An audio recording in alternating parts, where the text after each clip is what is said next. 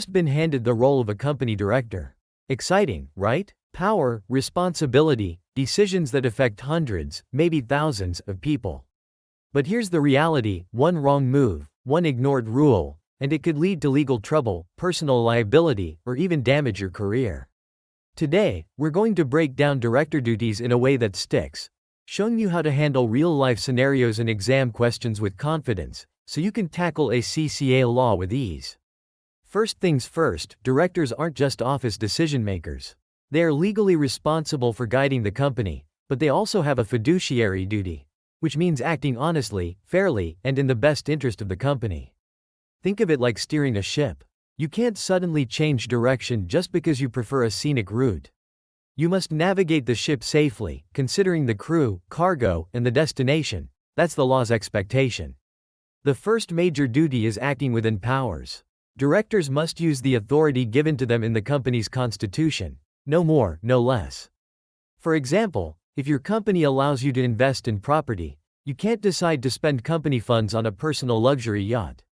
Exam scenario trick: a director using company funds outside their authority is an instant breach. Always tie your answer to purpose and legal power. That's a mark-winning detail. Next up is the duty to promote the success of the company. Every decision should benefit the company as a whole, not just short-term gains or personal advantage. Picture a director cutting staff drastically to save costs. Profits might spike for a quarter, but morale, reputation, and long-term growth could collapse. In exams, if a scenario asks whether the director acted in the company's best interest, focus on long-term versus short-term impact. That's how examiners test real understanding. Another duty is exercising independent judgment. Directors must make decisions on their own merits, not simply follow the advice or wishes of shareholders, friends, or family. Suppose a major shareholder pressures a director to award a contract to a relative's company. Agreeing blindly? That's a breach. Pro tip: highlight independence in your answers. It immediately shows examiners you understand the duty. Then comes the duty of care, skill, and diligence. Directors are expected to perform with the competence of a reasonably skilled professional. Think about a tech startup director approving a multi-million-dollar project without reviewing the data or projections. That's negligence. Cases like Re-City Equitable Fire Insurance Company, 1925, demonstrate how courts measure directors' expected skill versus their actual skill. Exam strategy: whenever a question hints at poor research, hasty decisions, or inexperience, discuss whether the director met the expected standard. The duty to avoid conflicts of interest is crucial. Directors must not let personal gains interfere with company interests. For example, secretly earning from a supplier while the company loses out is a clear breach. Many high-profile scandals, like Enron, stemmed from directors ignoring this duty.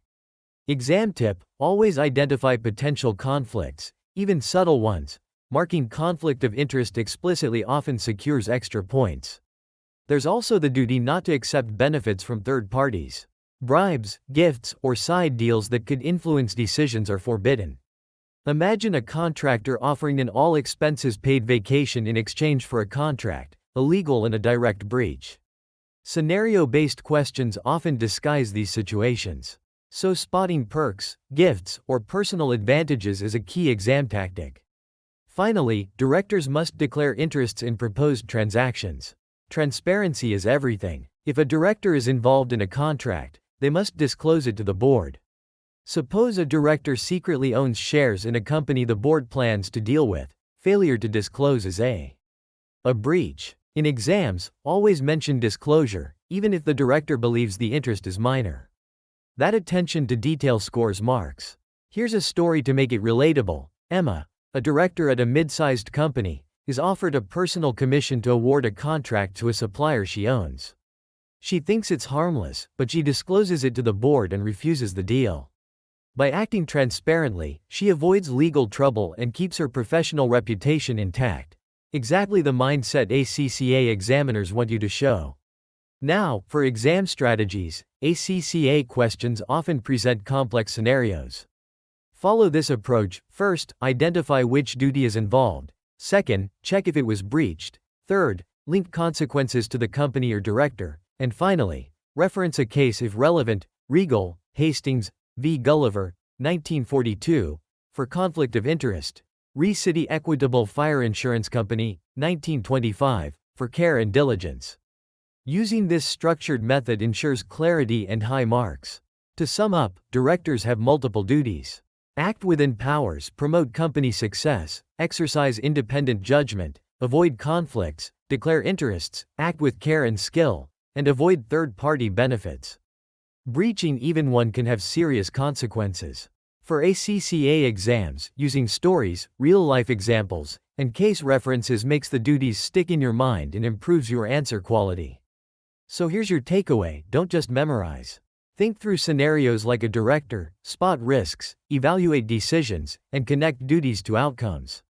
That's how you answer exam questions confidently and effectively. If this video helped you understand directors' duties in a way that's memorable and exam-ready, like, share it with a friend, and subscribe to Education Bench.